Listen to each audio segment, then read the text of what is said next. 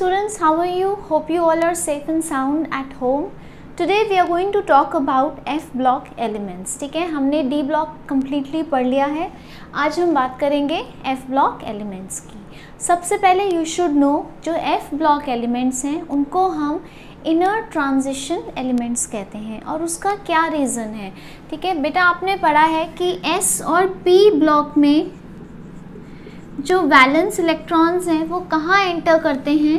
They and enter valence, या सबसे last वाला जो वैलेंस शेल है या जो सबसे बाहर की तरफ लास्ट शेल है. उसी तरह डी ब्लॉक में जिनको हम ट्रांजिशन एलिमेंट्स कहते हैं उसमें इलेक्ट्रॉन्स कहाँ एंटर करते हैं. पेनल्टीमेट शेल में. ठीक है, पेनल्टीमेट शेल कौन सा होता है, एक अंदर वाला, that is second last shell. ठीक है, उसी तरह एफ ब्लॉक जिनको हम इनर ट्रांजिशन एलिमेंट्स कह रहे हैं, एफ ब्लॉक में इलेक्ट्रॉन्स कहाँ एंटर करते हैं, एंटी पेनल्टीमेट शेल. ठीक है, ये एंटी पेनल्टीमेट शेल कौन सा होता है, it is the third last shell. ठीक है, इनकी जनरल कॉन्फ़िगरेशन क्या होती है इनर ट्रांजिशन एलिमेंट्स की. अब क्योंकि इनमें last electron F subshell में एंटर कर रहा है इसलिए हम इनको एफ ब्लॉक कह रहे हैं. तो इनकी कॉन्फ़िगरेशन क्या है, n-2f 1 to 14, n-1d 0 to 1 and ns2. इन सब में व्हाट इज़ कॉमन इज़ कि जो एफ है, जो एस सब शेल है वो कम्प्लीटली फिल्ड होता है. ठीक है, अब हम आ जाते हैं लैंथेनॉइड्स पे. ठीक है, lanthanoids are a series of 14 elements starting from cerium atomic number 58 to lutetium atomic number 71. ठीक है, although lanthanum जो है that is atomic number 57 वो D ब्लॉक में आ रहा है. ठीक है, लेकिन उसकी प्रॉपर्टीज़ जो हैं वो लैंथेनॉइड से काफ़ी मिलती हैं. तो जब हम यूजुअली लैंथेनॉइड्स पढ़ते हैं तो हम लैंथेनम को भी साथ पढ़ लेते हैं. ठीक है, और इनको हम लैंथेनॉइड्स को कॉमनली रिप्रेजेंट करते हैं Ln से. राइट, उसके बाद आते हैं एक्टिनॉइड्स. एक्टिनॉइड्स भी 14 एलिमेंट्स हैं. ठीक है, all of them are radioactive in nature. ठीक है, काफ़ी यूज़ होते हैं न्यूक्लियर रिएक्टर्स में, न्यूक्लियर मेडिसिन में.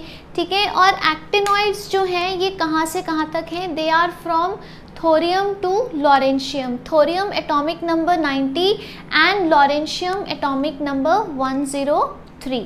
ठीक है, अगेन एक्टिनियम जो है वो although it's a D block element लेकिन एक्टिनियम की जो केमिस्ट्री है वो काफ़ी हद तक एक्टिनॉइड से मिलती है. इसलिए जब हम एक्टिनॉइड्स पढ़ते हैं तो हम एक्टिनियम को भी साथ पढ़ते हैं. Although lanthanum is not a lanthanoid and actinium is not a actinoid. ठीक है, उसके बाद यू शुड नो जो आपके लैंथेनॉइड्स हैं ये काफ़ी ज़्यादा रेयर हैं. So they are known as rare earth elements. ठीक है, अब सबसे ज़्यादा जो अबंडेंट लैंथेनॉइड है that is cerium. It is the most abundant lanthanoid. ठीक है, besides this lanthanoids are not radioactive. There is only one lanthanoid, that is promethium. That is the only radioactive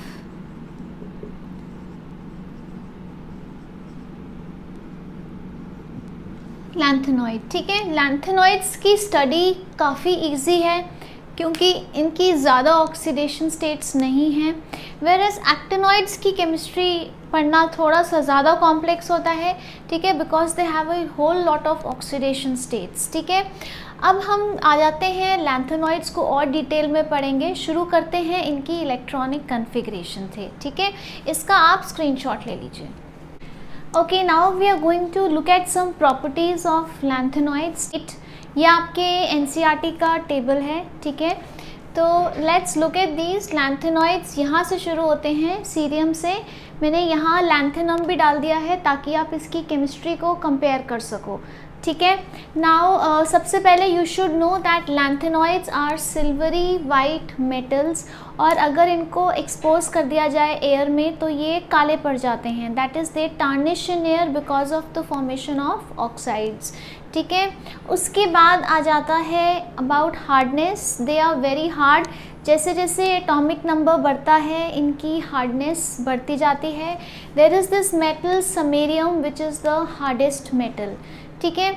उसके बाद इनके काफ़ी हाई मेल्टिंग पॉइंट्स होते हैं, the melting points range from 1000 kelvin to 1200 kelvin, although samarium का melting point जो है वो रफली 1600 केल्विन है, ठीक है।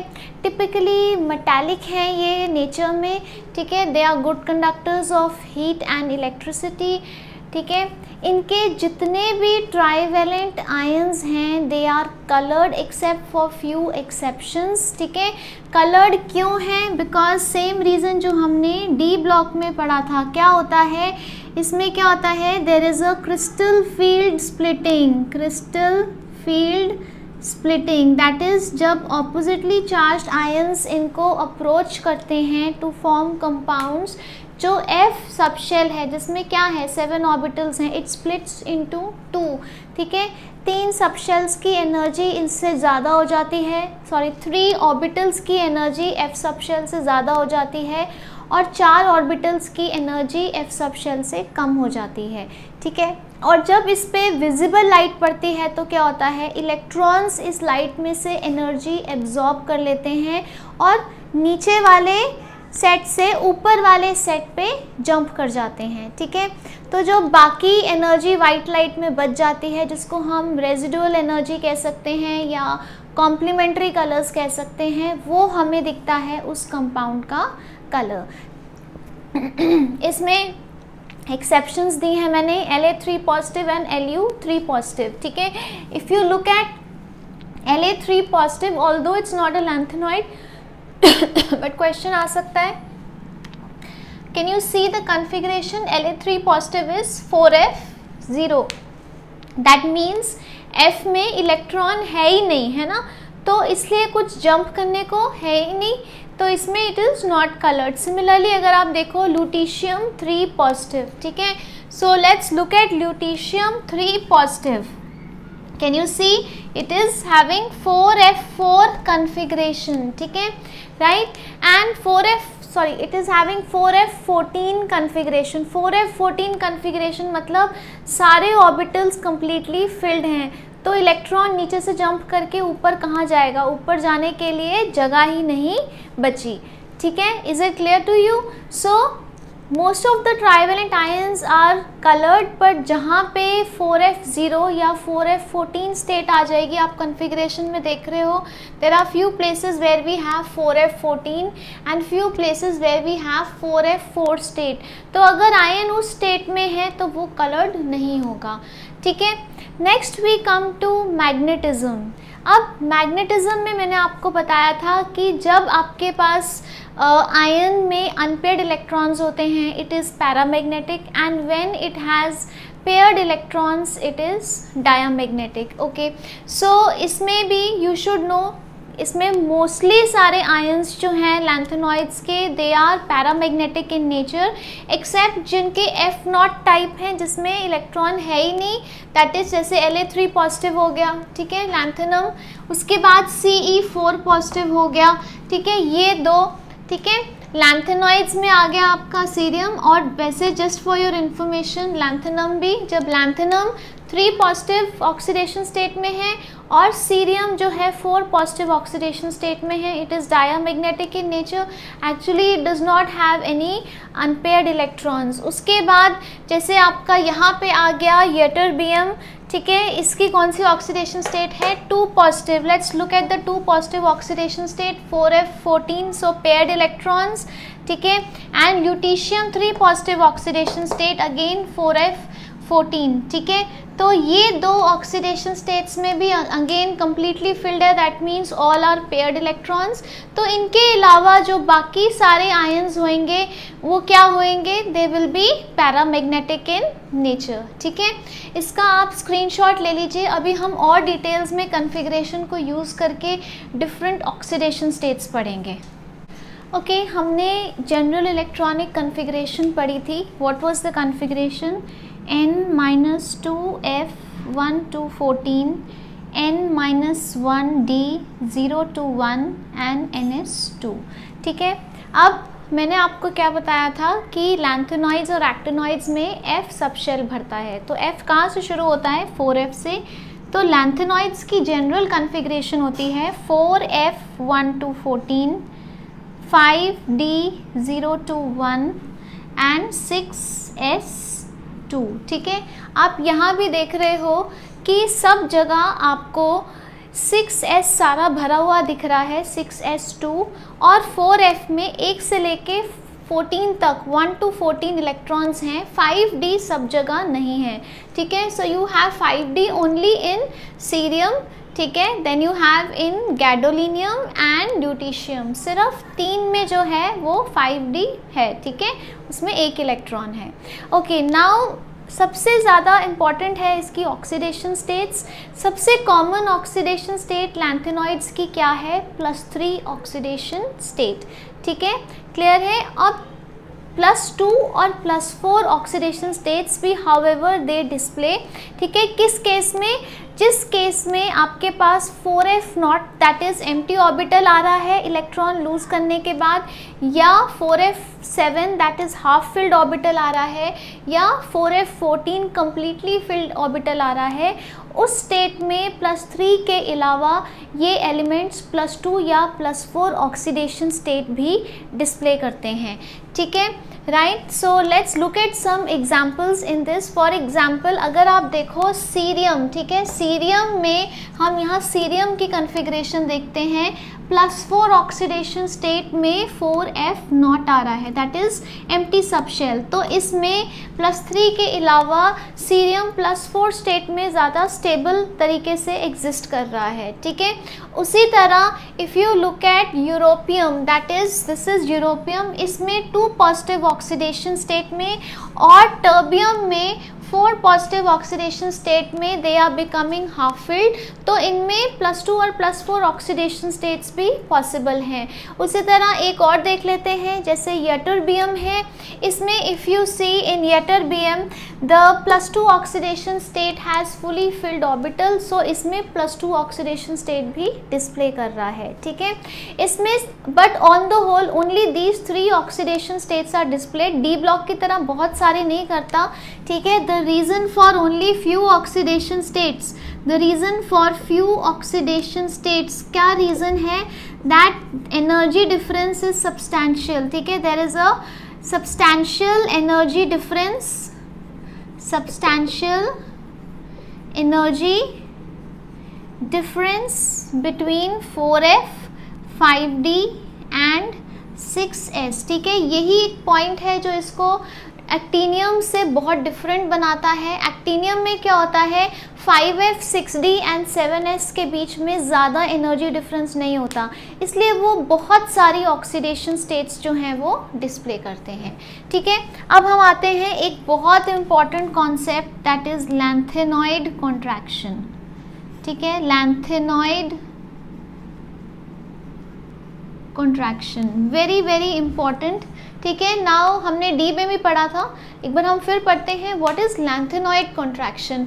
आप इसकी कन्फिग्रेशन में देख रहे हैं लैंथेनॉइड्स की, you can see there is a F subshell. ठीक है, आपको दिख रहा है अंदर की तरफ यहाँ पे एफ सबशेल है। ठीक है, और ये एफ सबशेल की शेप ऐसी होती है, they are diffused in shape, that they are extremely poor shielders. ठीक है, बहुत ज़्यादा पुअर शील्डर्स होते हैं।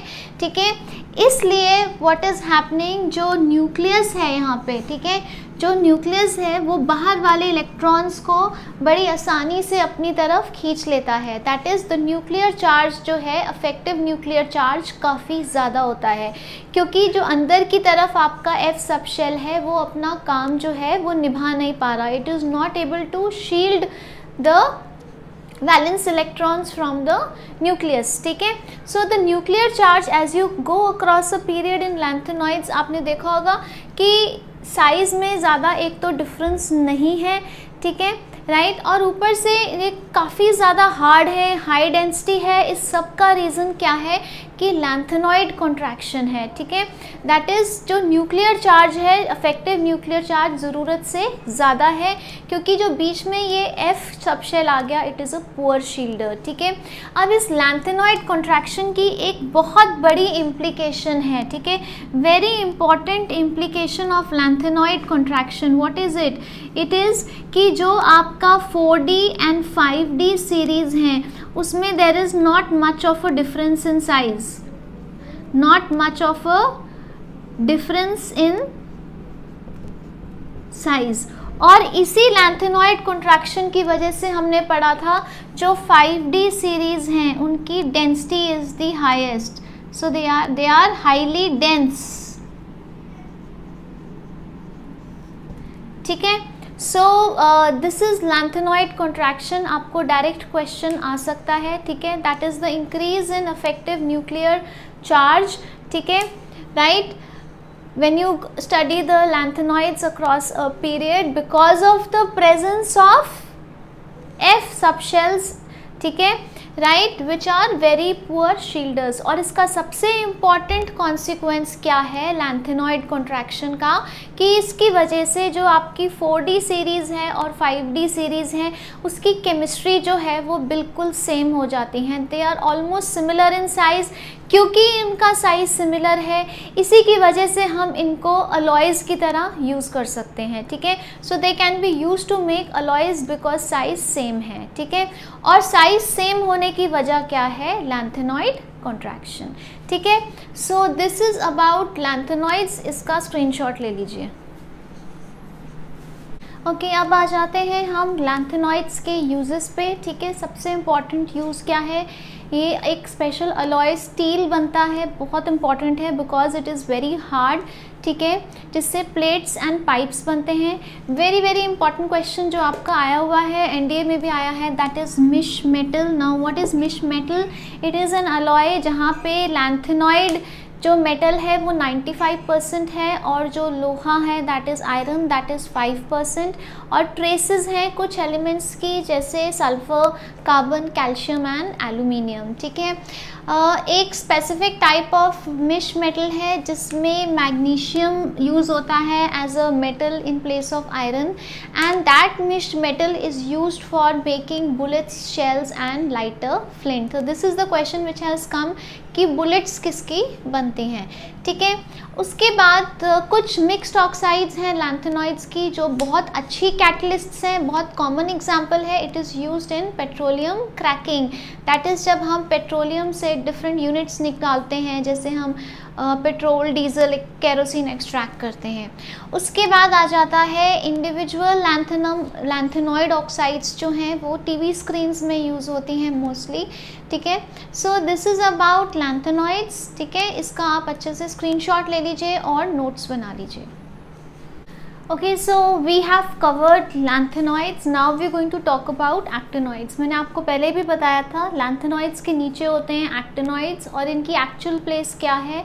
इनकी एक्चुअल प्लेस एक्टिनियम के बाद है, ग्रुप 3 और ग्रुप 4 पीरियड 7 के बीच में, ठीक है, राइट। अब actinoids are 14 elements starting from thorium that is atomic number 90 to lawrencium atomic number 103। ये इसकी जनरल इलेक्ट्रॉनिक कन्फिग्रेशन है, ठीक है। इलेक्ट्रॉन्स कहाँ फिल होते हैं? 5f सबशेल में फिल होते हैं, ठीक है। नाउ इसमें इसकी कन्फिग्रेशन में हमेशा एक डिबेट रहता है, वो इसलिए क्योंकि जैसे हमने पढ़ा 4f में और 5D में एनर्जी डिफरेंस काफ़ी था, लेकिन जो 5f और 6D है इन दोनों में एनर्जी डिफरेंस बहुत कम है, ना के बराबर होता है, ठीक है, because of the shape and the way 5f subshell is placed. इसकी वजह से इलेक्ट्रॉन यहाँ पे है कि यहाँ पे है वो बताना बहुत मुश्किल हो जाता है, ठीक है। सो थोरियम की, स्पेशली थोरियम के केस में आ जाओ तो इसकी कन्फिग्रेशन आप 5f0 62 7s2 भी ले सकते हो, 5f1 61 7s2 भी ले सकते हो, ठीक है। It is very difficult to confirm the exact configuration, ठीक है।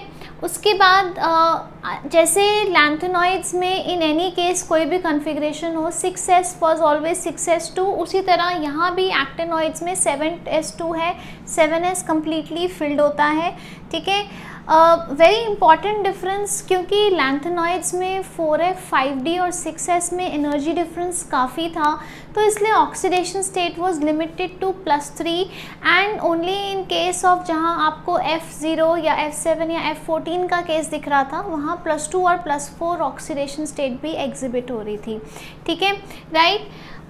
बट इन दिस केस क्योंकि एनर्जी डिफरेंस 5f 6d और 7s में काफ़ी कम है, तो ऑक्सीडेशन स्टेट्स जो है काफ़ी सारी प्रेवलेंट है। यू हैव +3 +4 +5 +6 +7 ऑक्सीडेशन स्टेट्स, ठीक है।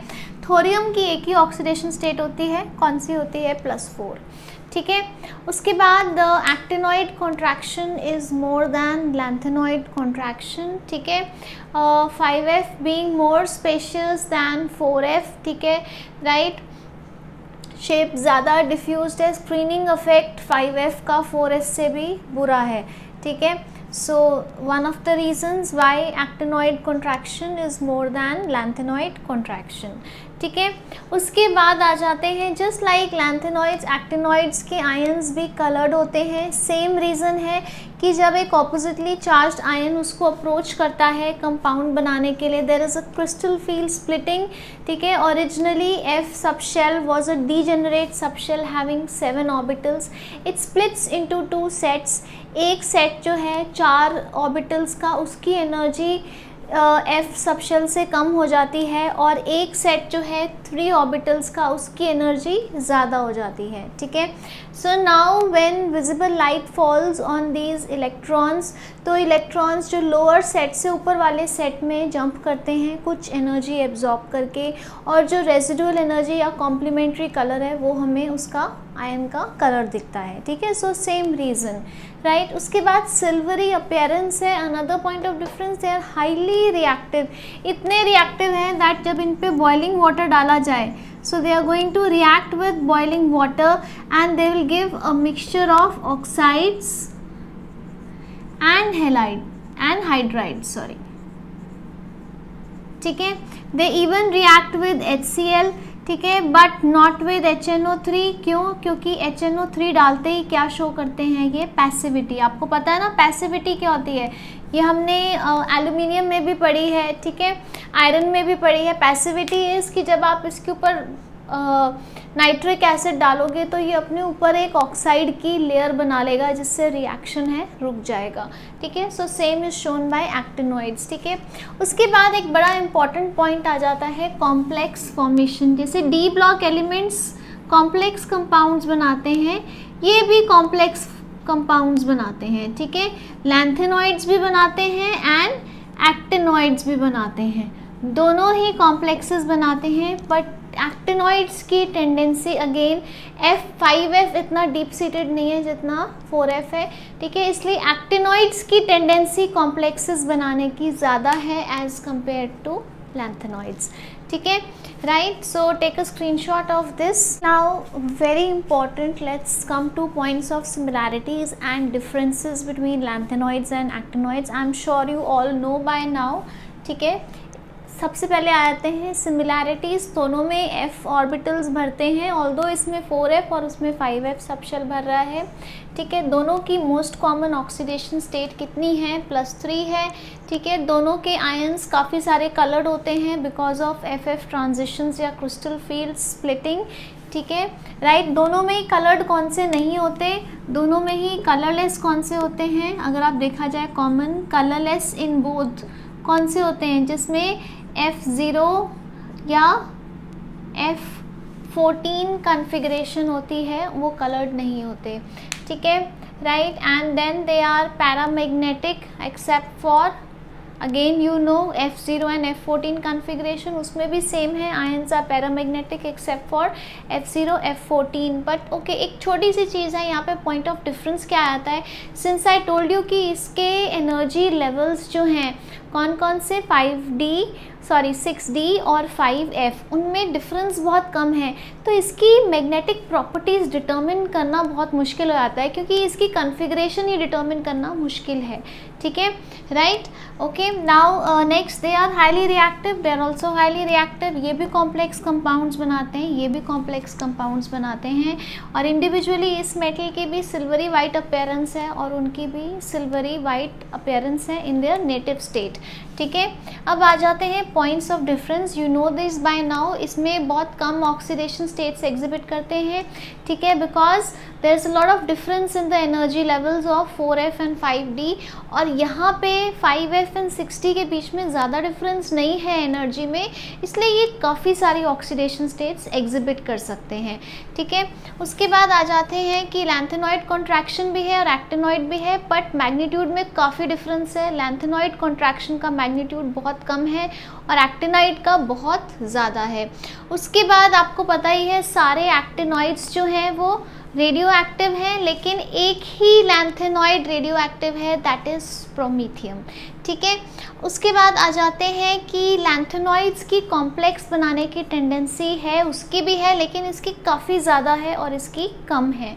ठीक है, उसके बाद रिएक्टिविटी, दोनों ऑल्दो हाईली रिएक्टिव हैं, बट ये ज़्यादा रिएक्टिव है और ये कम रिएक्टिव है. ठीक है, तो जब कंपैरिजन आ जाए तो अगेन जस्ट बिकॉज 5F इतने डीपली सीटेड नहीं हैं, उनकी रिएक्टिविटी बहुत ज़्यादा है, that is the reason 5F and 6D का एनर्जी डिफरेंस भी नहीं है, तो वो रिफ्लेक्ट कर रहा है सारे पॉइंट्स में यहाँ.